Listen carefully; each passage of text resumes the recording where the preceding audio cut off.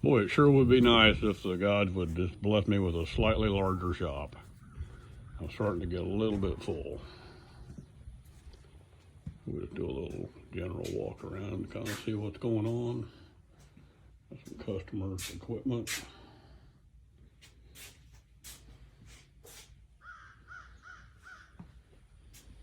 It looks cluttered, but everything has a purpose.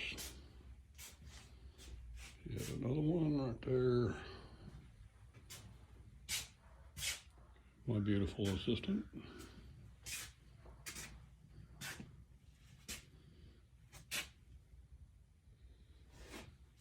So yes, we stay busy.